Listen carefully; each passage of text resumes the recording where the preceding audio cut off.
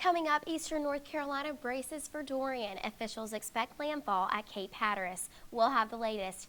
And in the courts today, a teen mom is on trial for killing and burying her newborn baby in her parents' backyard. Those stories and more, PNN 5 at 5 starts now. From the School of Communication Studio at East Carolina University, this is Pirate News Network. Good evening and welcome. I'm Hannah Jeffries and this is your News at 5. Hurricane Dorian is now a Category 2 storm and is slowly moving away from the Bahamas toward Florida. Residents there are preparing to face the brunt of the storm, but just how close it gets to the coast will determine how bad it will be. Whitney Wild has more from Melbourne, Florida.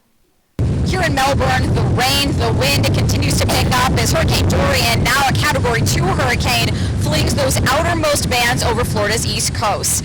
The latest projection shows that Hurricane Dorian will come dangerously close to Florida. It is still a slow-moving storm, although it has gained size significantly. In the daylight today, people in the Bahamas are finally seeing the devastation. I was born here, and I can tell you we've been to some hurricanes, but never at this level. Hurricane Dorian is beginning to move northwest away from the Bahamas after several days of fluctuating forecasts, new projections, and dire warnings from officials. It will approach Florida Tuesday night, but has already begun hammering parts of the coast, delivering challenges on several fronts. Water can come in well before the storm, so if you're told to evacuate, listen to the local officials. That's very important because the roads could get cut off well before the storm. Dorian has shown its potential for massive destruction, pounding the Bahamas for more than 24 hours, leaving buildings in ruin and residents without homes. The persons are still trapped in the homes. The water levels are rising in the areas, up to almost 15, 20 feet in some areas in some homes. The concern now for Florida's east coast, heavy rain, gusty winds, and major storm surge. Power outages are likely, along with the threat of floods. So we have to prepare from North Carolina to Florida, and we're prepared to support our state partners up and down the coast.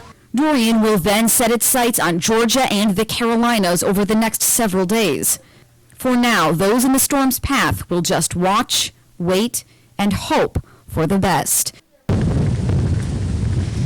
And so many people are having to do that outside of their home. Lots of people have heeded that evacuation warning from officials. That's good news because the last thing officials want is for this hurricane to get so dangerously close to the Florida East Coast and then have a traffic jam heading out from those barrier islands, the low-lying areas, and away from those neighborhoods with mobile homes. In Melbourne, I'm Whitney Wild.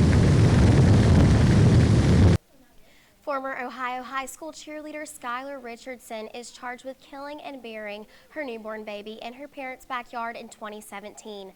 Tuesday was day 6 of her trial, where witnesses, including her dad, were called to the stand. Her father called Richardson Daddy's little girl. Monday, jurors saw Richardson's second interview with police where she said baby Annabelle was moving, which would contradict her claim that she had a stillborn. A coroner said all evidence points to homicide, but how the baby died is still unclear. Richardson is charged with aggravated murder, involuntary manslaughter, endangering children, and abuse of a corpse. If convicted, she faces up to life in prison. Monday morning, Camera the Rhino made Cyclone fans very happy. The Rhino calf was some help from her mom, Anaya.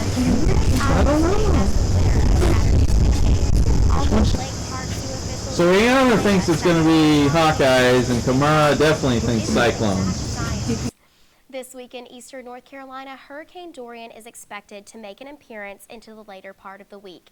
Starting Thursday night and Friday morning, expect strong winds, downpours, and thunderstorms. Good news heading into the weekend. As of now, we can expect your typical September weather Sunday with highs around the mid-80s. That's all for your 5 at 5. I'm Hannah Jeffries. Thanks for tuning in.